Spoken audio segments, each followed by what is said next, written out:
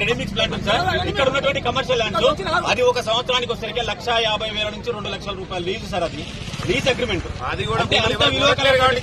కూడా మీ ఎయిర్పోర్ట్ కి అడ్డము అని చెప్పి ఈనాడు కూడా మీకు తెలియజెప్పలేదు. కేవలం మాకు కావాల్సినటువంటి హక్కుల కోసం మాత్రమే మేము పోరాటం చేయడం జరుగుతూ ఉంది. దయచేసి దీనికి కూడా పై అధికారులుగా మీరు కూడా ఖచ్చితంగా మాకు సహకరించాలని మా యొక్క వినవి. Please request sir. దీనికి ఏంటంటే మీరు ఇప్పుడు సర్వే చేయడం వల్ల మీకు వచ్చిన బాబురు మాకు 5 కోట్లు పరిహారం ఇవ్వాలా, మాకు పక్కాగా రోడ్డు ఇస్తామని మినిస్టర్ గారు చెప్పాడు. మినిస్టర్ గారు ఆల్రెడీగా భూమి ఇస్తామని చెప్పారు. 16 డబ్బులు ఇస్తామన్నారు. మాకు ఈ 2 సార్లు అయితే మేము పొలం ఇస్తాం. అంటే మీకు ఇప్పుడు భూములు పూస్తానన్నారంట కదా. నవోదయ దగ్గర మాకు నవోదయ రాజావారి కట్టే 2 భూములు ఉన్నాయి, మీకు ఇష్టం వచ్చి తీసుకోమని చెప్పారు.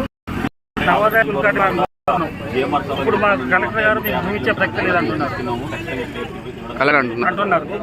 దానిలో భాగంగానే అంటే మంత్రి గారు ఏమి హామీ ఇచ్చారు? మంత్రి గారు మాకు భూమి ఇస్తాం,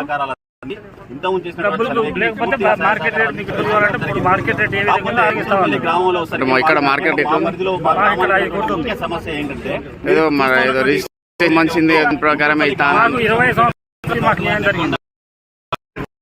ఇక్కడ మాకు మార్కెట్ వాల్యూ పెరగలేదు. 20 సంవత్సరాలు 6,000 ఏదైతే ఉందో 4-5 కోట్లు నడుస్తుంది. అది ఎగ్జాక్ట్ గా 4-5 కోట్లు ఇవ్వాలి. అది ఇస్తేనే కాంప్రమైజ్. కనీసం ఒక మంత్రి గానీ ఒక ఎమ్మెల్యే గానీ ఇంతవరకు ఒక మాట మీద ఎవరు చెప్తలేరు. అసలు చెప్తున్నారు. రెండో మాట కలెక్టర్ గారు వచ్చి మీకు రోడ్డు ఇస్తామన్నది.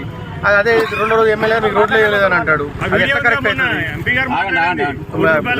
ముగ్గురు మాట్లాడిన వీడియోస్ ఉన్నాయి మా దగ్గర. మంత్రి గారు మాట్లాడారు, కలెక్టర్ గారు మాట్లాడారు, కొండా సురేఖ గారు. బయట రేట్ ఎంత రేట్ ఉంటే వేరే ల్యాండ్ ఇస్తాం ఇంత కరెక్ట్ ఇవ్వగలది.